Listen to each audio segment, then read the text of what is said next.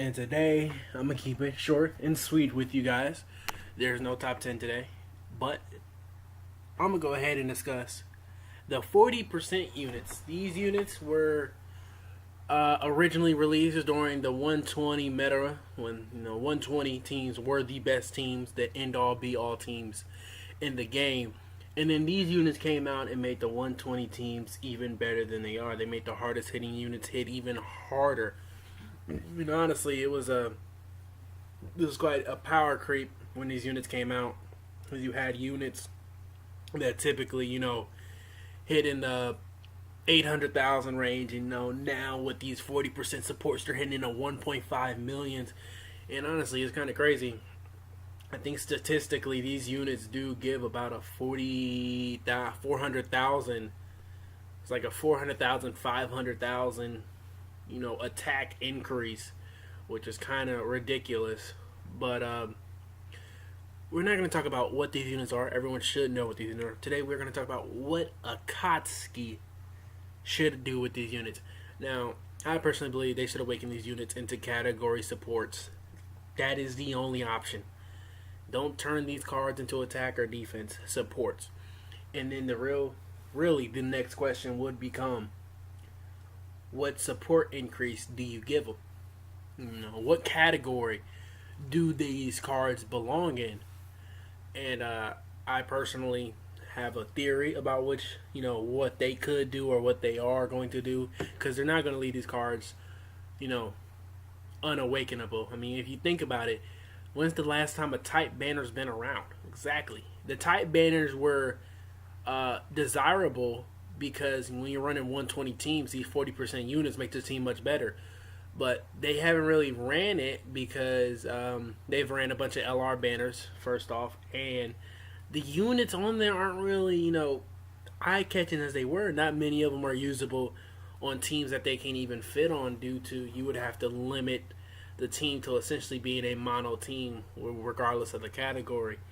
So I guess I'll go ahead and discuss which, what I think they could awaken it to. First, I will believe that all their passives, I think if Akatsuki if they wanted to really break the game, they would double it. They would just literally give 6 key and 80% to attack and defense, which I don't think they will do, because honestly, that turns into, if statistically the 40% were around a 400,000, 500,000 attack increase, if you double it, that means they would be giving around a 800,000 to a million attack increase, maybe even higher, depending upon other circumstances, if there's other supports or stuff like that. But it would be an automatic super when this unit would come up on rotation, and would essentially give everyone an extra million, which is insane when you think of something like LR Goku and Frieza that already hit essentially 8 million. And, you give them Tien support, and you give them another million via the Tien support. And if they had another supporter back, they could be hitting 10 million. And I don't think Akatsuki would do that. That would be too ambitious, because the highest support in the game right now is Physical Kid Buu, who gives 50% to all allies. So I believe that these supports would awaken, and then they would give 60%. So it would still be a significant increase to attack, maybe around like a 700, 600,000 attack increase. But that is personally what I believe all their passives would be. But categories is where it gets a little bit more interesting, such as the AGL Metal Rildo. Now, I personally believe that also, before I go on, I do believe that their leader skills, because we are moving on to this dual category leader meta, I do personally believe that if these units awaken, they will be dual category sub leaders.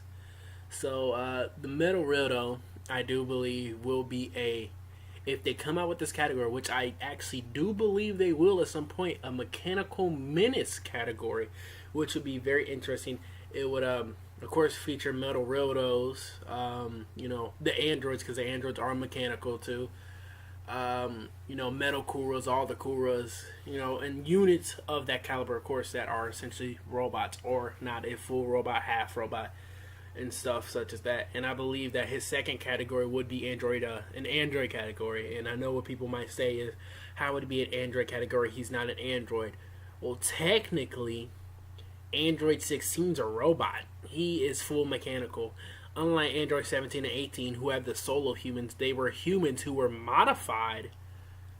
Android 16 is a full robot. Like, he has no human. He has, as you noticed throughout those years, he really has no emotions. I mean, he'll show them here and there like the birds, but he's very robotical. He's technically, really, truly just a robot. Just a very advanced robot, but he's still a robot nonetheless. Same thing with Metal Roto, same concept. He's a robot-esque. He is in full robot concerning he can show emotions such as hatred and evil and all those type of concepts. But that's what I believe his category will be. I mean, Mechanical Menace would be dope, and then having an Android category, giving it a sub leader, even though Android 21 is the sub leader right now. But I mean, you saw what they did with Champa. They gave him 3 key, 120% to the universe representatives of Universe 6 or Universe 6 category. So they will most likely turn into a 120 for these categories. The Mechanical Menace category, if it did come out, I feel like the leader would be Rildo. And this one his name is Hyper Metal Rildo, and then the leader could just be Rildo, who could awaken in a Hyper Metal or something of that caliber. But that is personally what I believe his category could be, and I feel like that would be intriguing. Now, the tech cell is much easier. You could just make him an Android support, an Android 21, because him and Metal Roto could be on the same team, but I feel like in order to limit, how broken it is having, support 2 categories, because him and Metal Roto could be on the same team if, like, Mechanical Menace and, like, Android was, like, an actual thing. They would have to, of course, go in the Android category and add Metal Roto in there and, like, Hajiak and all of them and add them in there if they did that. But, they couldn't if they were like, he doesn't have Android in the name, we don't want to add him, even though Mira and Cell are technically, not androids, but are androids, some of that. But, they're, Metal Roto's passive, of course, would be, let's say, we'll say, plus 4 key and 60% to all Mechanical Menaces category. And Cell would be the same thing. Plus 4 key, 40% to all Android category. And then I guess if you were to give him a dual leader skill, I don't want to give him the Android category too. And so you would maybe go into Enhanced Transformation, give him a sub leader. And then also, you might just have to put him in 21. And then now I'm really thinking about it, like Metal Rildo, you could make him a GT subcategory leader if they did want to do it. Instead of Android, give him a GT. Make him a GT subcategory leader. Because there should be a GT leader. Yeah, I think I'll definitely go with that one more often than not. And then the hit's an interesting one considering they just released the tech hit. So, in my personal opinion, what they should do is when they awaken him, they should give him hit awoken, so that he can at least still be on the same team as the other hit. And then his leader skill obviously will be just make it the same as the regular hit, except just 120 to Universe Survival and 120 to Universe 6s. And then honestly just make him a 60% leader to Universe 6s. And they just came out with Champa.